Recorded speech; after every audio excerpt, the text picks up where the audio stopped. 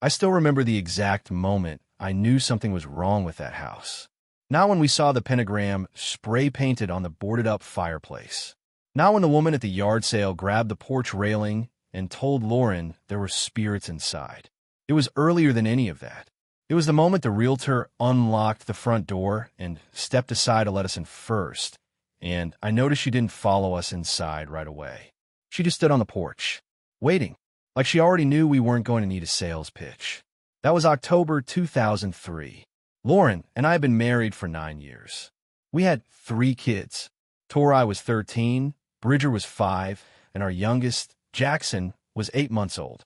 We were renting a 2-bedroom house 20 minutes outside of Lamar, Arkansas, and we had officially run out of room.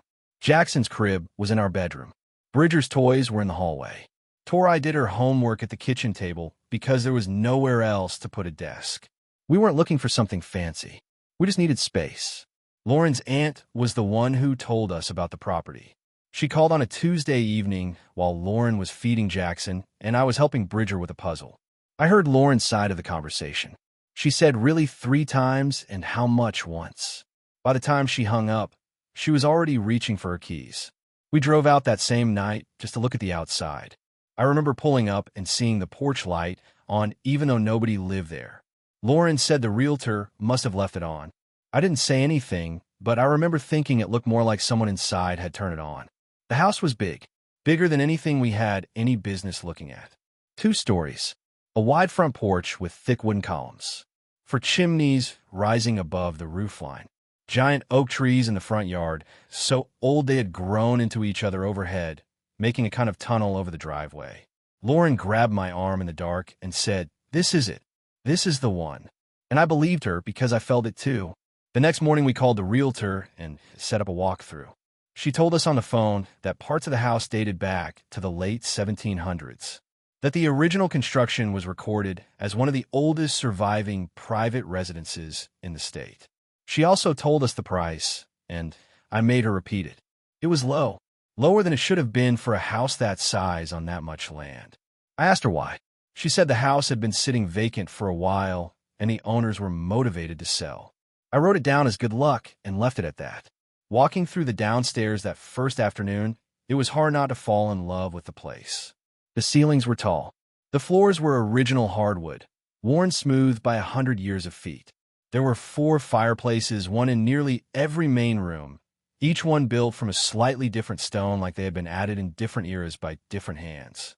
In the kitchen, someone had scratched a date into the interior brick of the fireplace. Late 1700s. Lauren traced her finger over it and looked at me with the kind of smile that meant the decision was already made. The upstairs was where the mood shifted.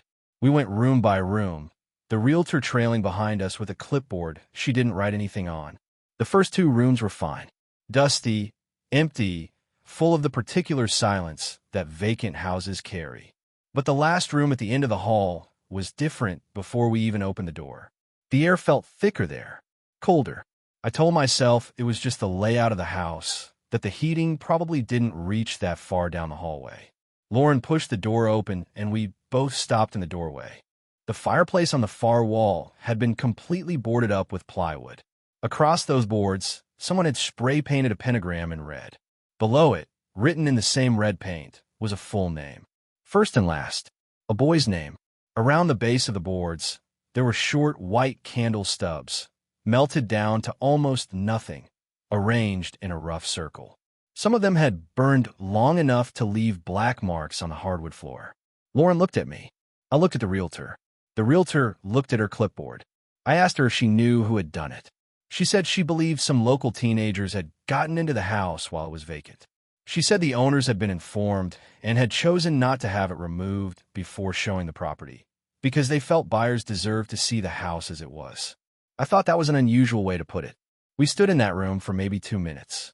Lauren walked to the window and looked out at the backyard. I could see from where I stood what she was seeing. About 100 yards out, past the overgrown grass and the tree line, there were stone markers. Old ones low to the ground, the kind that tilt with time. A cemetery, Confederate era, it turned out, when we looked into it later, the kind of ground that had been holding on to things for over a century. Lauren turned around from the window and said, "Kids broke in. You know how teenagers are." She wasn't wrong. It was a reasonable explanation. We were both reaching for reasonable explanations before we even realized we needed them.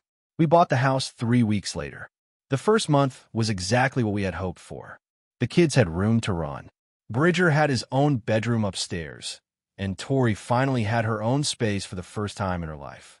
Lauren set up the kitchen the way she had always wanted, with room for a real table and chairs that didn't have to be folded up and put away. I repainted the living room on Saturday while Lauren took the kids into town, and I remember standing in that big empty room with the radio on, thinking that we had finally gotten it right, that this was the version of our life we had been working toward. Then, one evening about 6 weeks after we moved in, I was sitting alone in the kitchen after the kids had gone to bed. Lauren was in the bath. The house was quiet, and I heard, very clearly, footsteps on the staircase. Slow, deliberate, one at a time. I assumed it was Tori. She sometimes came down for water. I waited for her to appear in the kitchen doorway. The footsteps reached the bottom of the stairs. And then nothing. No one came around the corner. I got up and walked to the hallway and looked at the staircase. It was empty. I stood there for a long moment listening to the house. Then I went back to the kitchen, sat down, and told myself it was an old house, and old houses make noise. I turned the radio on a little louder. I didn't tell Lauren. Not that night. I didn't want to say it out loud yet, because saying it out loud would make it real, and I wasn't ready for it to be real. But something in that house had already decided it was done waiting. Lauren heard it before I did that night. We had been asleep for maybe 2 hours when I felt her sit up beside me. I opened my eyes and looked at her in the dark. She was staring at the wall behind our headboard. I asked her what was wrong. She didn't answer right away. Then she said, very quietly, "Listen." I listened. One knock, hard and flat against the wall, like a fist hitting drywall. Not a creak. Not the settling sound an old house makes when the temperature drops. A knock. The kind a person makes when they want to be heard. We both stayed still. 30 seconds passed. Then 2 knocks, louder than the first. Then 3, even louder than those, each one deliberate. Each one a little more insistent than the last, like whatever was making the sound wanted to make absolutely sure we understood it was not an accident. I got out of bed and pressed my hand flat against the wall. It was just a wall. Drywall over old plaster over timber framing. I knocked back on it twice and listened. Nothing answered. I checked the hallway. I checked on the kids. Bridger and Jackson were both asleep. Tori had her door closed and her light off. I went back to bed and Lauren asked me what I found. I told her nothing. She nodded like that was the answer she expected, and neither of us said another word about it. We didn't talk about it the next day either. That was how it started with us, not with arguments or fear, but with silence. We were both doing the same thing without realizing it. We were collecting things in our heads and not saying them out loud, each of us waiting to see if the other one would bring it up first. Bridger brought it up first. Not about the knocking, about the voices. He had been sleeping in our room on and off since the second week in the house. At first we thought it was just the adjustment. New house, new sounds, new school. 5-year-olds take time to settle. But it kept happening, and one night I sat on the edge of his mattress and asked him to tell me exactly what was scaring him. He thought about it for a moment the way kids do when they want to get the words right. Then he said there were people talking in his room at night. I asked him if it was one person. He shook his head. He said it sounded like a lot of people all talking at the same time, all over each other, and he couldn't understand any of it. He said it sounded like when the TV was on another channel and you could hear it through the wall but not make out the words. I told him old houses have thin walls and sound travels in strange ways. I told him it was probably the neighbors or a radio somewhere. He looked at me with the particular patience children have when they know an adult is not telling them the full truth, and he said, "Dad, it comes from inside the room." Then he pulled his blanket up and didn't say anything else. I sat there for a while after he fell asleep. A few days after that, our sitter Desta called Lauren in the middle of a workday. Desta watched Jackson during the hours when Lauren and I were both out and Bridger was at school. She was calm on the phone, not panicked but specific. She said she had been downstairs with Jackson when she heard crying coming from the baby monitor we kept in the upstairs hallway. Clear, steady crying. She assumed it was Jackson, but Jackson was in her arms. She stood in the kitchen, listening to an empty room cry through a monitor for nearly a minute before it stopped. Lauren didn't tell me about that call until the evening. She told it to me the same way she told me most things in those months, carefully, like she was testing to see how I would react before she decided how she felt about it herself. I told her the monitor had probably picked up interference from a neighbor's frequency. Baby monitors did that sometimes. Lauren said she knew. Then she went quiet in the way that meant she didn't fully believe the explanation, but was willing to let it stand for now. The ball on the stairs happened on a Wednesday night. I was alone in the kitchen, Lauren was putting Jackson down, and the kids were in their rooms. I heard it start at the top of the staircase. A round, hollow, bouncing sound, steady and unhurried, one bounce per step, all the way down to the bottom. The sound of a rubber ball rolling down a staircase. When it reached the bottom step, it stopped. I walked out into the hallway. There was nothing on the floor. I went up the stairs and looked down the hall. Nothing. I checked every room. Nobody was up. I went back downstairs and stood in the hallway for a moment looking at the bottom step. And then I went back into the kitchen and sat down and stared at the wall until Lauren came downstairs and asked why I looked like that. That was the night I started telling her things. Not everything, but things. We sat at the kitchen table after the kids were in bed, and we talked in low voices for a long time. Lauren had her own list. Things she had heard. Things she had seen at the edges of rooms. A shape in the upstairs hallway that she had decided was a trick of the light. The hallway light bulbs that kept burning out no matter how many times we replaced them. The electrician who came out checked every connection and told us he had no explanation. And then she told me about the woman from Walmart. Lauren had run into her on a regular grocery trip about 2 weeks earlier, right around the time the knocking started, but had kept it to herself, unsure what to make of it. The greeter at the door had recognized her, asked if she was the woman living in the old house on the edge of town. When Lauren said yes, the woman got quiet for a moment. She said her family had lived in that house when she was growing up. She said it plainly, not dramatically, the way you'd warn someone about a road that floods in heavy rain. She told Lauren that there was a story passed down in her family about a boy who had fallen from one of the second-story windows a long time ago, back in the 1800s. The window had been in the room at the end of the hall. Bridger's room. Lauren had taken the woman's number. She had lost it. When she went back to find her, the woman no longer worked there. Nobody remembered her name. We sat with that for a long time. Outside, wind moved through the oak trees in the front yard. The house made its usual noises around us, the small pops and shifts we had long since stopped flinching at. But that night, sitting at that table with the lights low and the kids asleep above us, those sounds felt closer than before, more deliberate, like the house had been listening to our conversation the same way we had been listening to it for weeks. Lauren reached across the table and put her hand over mine. She didn't say anything. She didn't need to.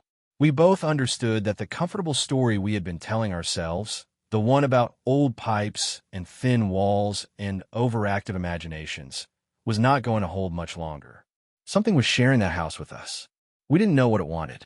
But that night, for the first time, I stopped looking for another explanation and let myself accept what we were both already feeling. And somewhere above us, at the top of the stairs, a door clicked shut on its own. Neither of us moved for a moment after we heard it. Lauren's hand tightened over mine. We both looked toward the hallway. The house settled back into silence, the kind that feels heavy rather than empty. I pushed my chair back slowly and walked to the bottom of the staircase. I stood there looking up. The hallway light at the top was out again, the third bulb in 2 weeks, and all I could see was the dark shape of the landing and the closed doors on either side. I went up. I checked every room. All 3 kids were asleep. Every door was exactly as we had left it. I came back downstairs and told Lauren everything was fine. She nodded and started clearing the table. We didn't talk about the door. We just went to bed. That was what we did in those months. We absorbed things and kept moving because stopping to examine them too closely felt dangerous in a way we couldn't fully explain. The exhaustion started catching up with us in December. Bridger was still ending up in our room most nights. Jackson was teething and waking twice before morning. Lauren and I were both working, both running on too little sleep, and the house that had felt like a dream 4 months earlier had started to feel like something we were managing rather than enjoying. Small things irritated us more than they should have. We argued about nothing and made up without ever saying sorry out loud. The kids picked up on it. Tori got quieter. Bridger got clingier. The house held all of it in its walls the way old houses do.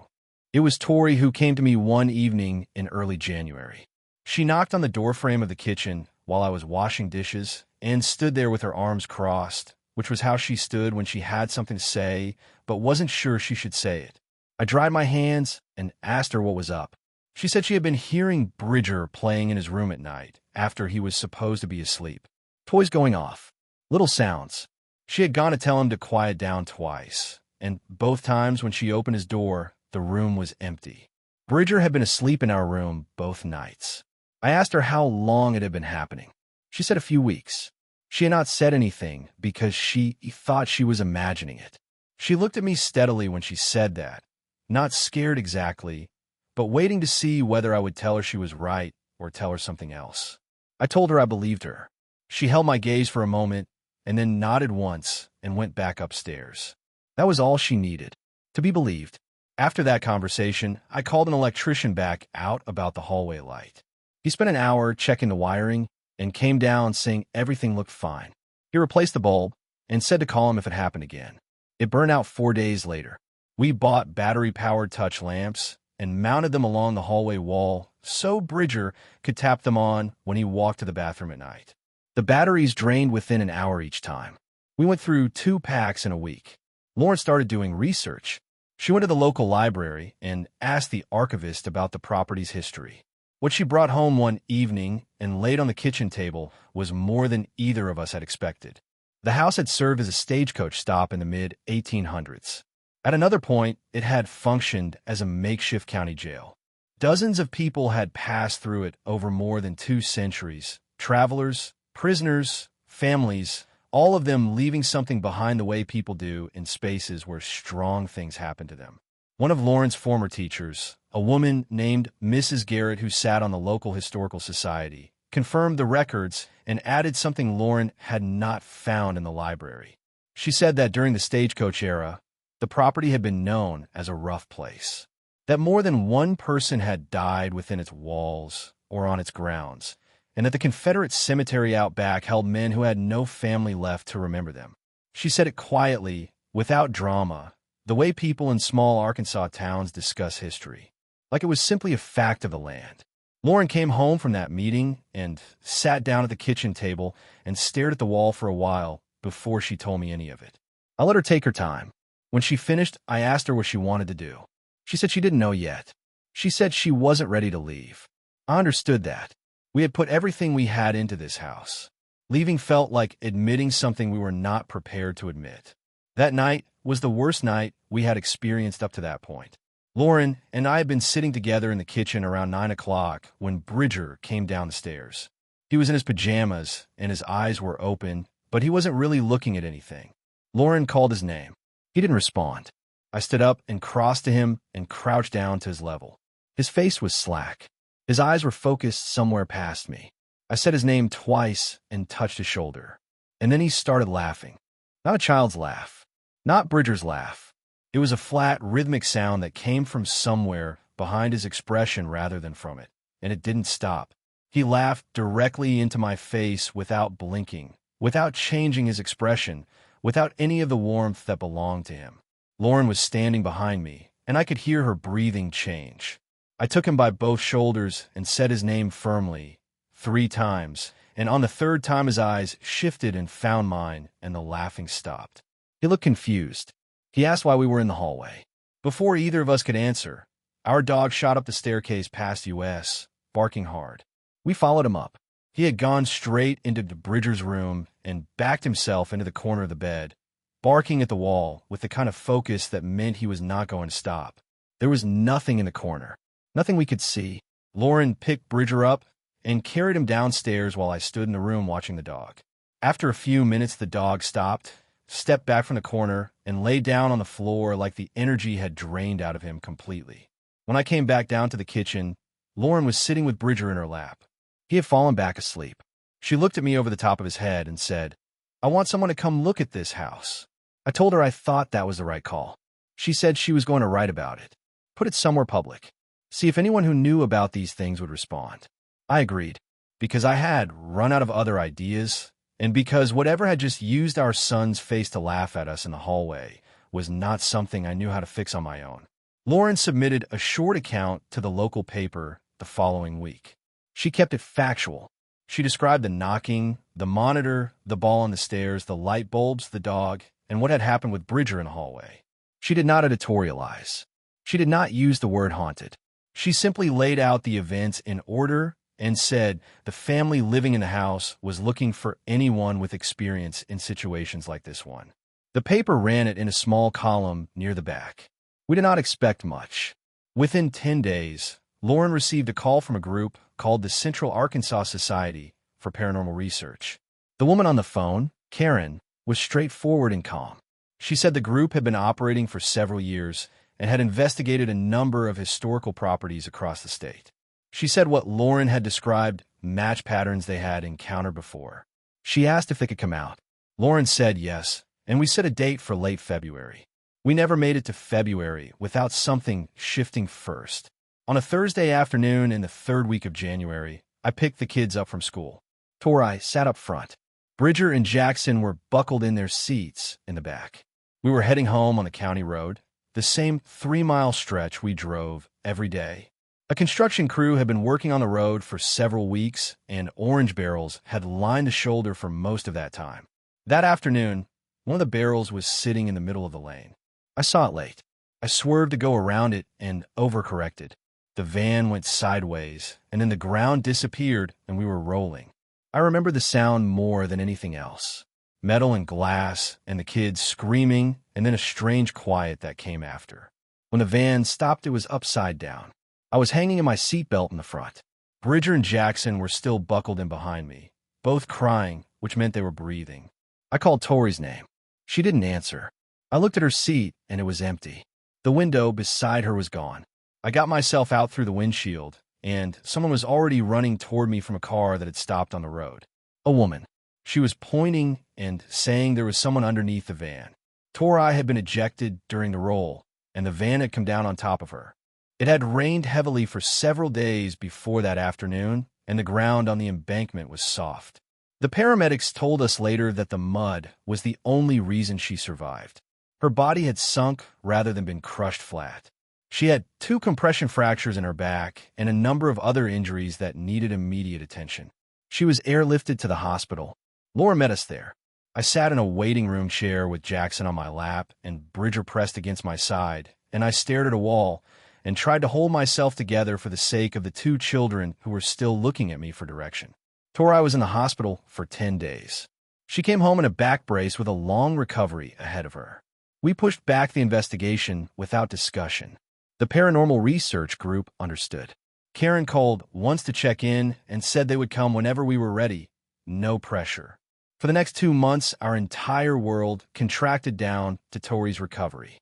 Physical therapy appointments, school assignments sent home in folders, meals and shifts because the hospital bed we had rented for the living room made the usual routines impossible. The house was quiet during that time in a different way than it had been before. Whatever had been active in the rooms above us seemed to pull back, as if it was watching and waiting the same way we were. By April, Tori was moving around on her own, and the worst of the fear had begun to lift. Lauren called Karen and rescheduled. The team arrived on a Saturday evening in late April. There were 4 of them. Karen led the group. With her came a woman named Angela, who described herself as a medium, along with Angela's husband, Alan, who handled the technical equipment, and their daughter, Violet, who was perhaps 19 and said very little when she arrived. Lauren and I walked them through the house. We told them everything in order, the way we had rehearsed telling it, starting from the first night with the footsteps and ending with what had happened with Bridger in the hallway. They listened without interrupting. Violet didn't take notes. She just walked slowly through each room while we talked, running one hand along the walls occasionally, stopping in certain doorways a beat longer than the others. When she reached the top of the stairs and turned toward Bridger's room, she stopped entirely. She stood in the doorway for almost a full minute without speaking. Then she said it felt like standing in the middle of a crowd. Not one presence, she said. Many. All of them in that room, all of them at once, layered over each other the way Bridger had described the voices. Lauren looked at me when Violet said that. Neither of us spoke. Alan set up cameras in 4 rooms, while Karen asked us follow-up questions downstairs. Angela and Violet moved through the house slowly, stopping in the hallway near the boarded fireplace for a long time. The board with the pentagram was still there. We had never removed it. Angela looked at the name spray-painted beneath the symbol and asked if we knew who it referred to. We told her we didn't. She nodded and kept looking at it. Later that night, the group gathered in the upstairs hallway with a spirit board. Lauren and I sat against the wall and watched. Karen asked if there was a name. The planchette moved to 4 letters. S-E-T-H. Karen asked when Seth had been alive. The planchette moved to the word never.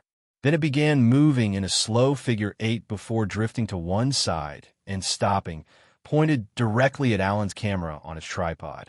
Alan reviewed the footage within minutes. He turned the monitor so Lauren and I could see. In the upper portion of the frame, near the ceiling, a shape had formed. It was tall and indistinct, more like a density in the air than a solid figure, but it held a recognizable outline for several seconds before fading. It appeared, and then almost vanished, and then strengthened again before disappearing entirely. None of us said anything for a moment after watching it. The temperature in the hallway dropped sharply after the board session ended. It was not subtle. It was the kind of cold that arrives with pressure behind it, the kind that makes you check over your shoulder without meaning to. The feeling in the house shifted from the low-level unease we had been living with for months into something more deliberate, more present. Lauren moved closer to me, and I put my arm around her, and we stood there in our hallway in our house that we had bought with everything we had, and I felt, for the first time, genuinely unwilling to stay in it. Angela and Violet burned sage through every room. They moved methodically, speaking quietly as they went. Karen documented everything. When they were done, the cold had lessened somewhat, and the pressing feeling had softened at the edges. But it had not gone.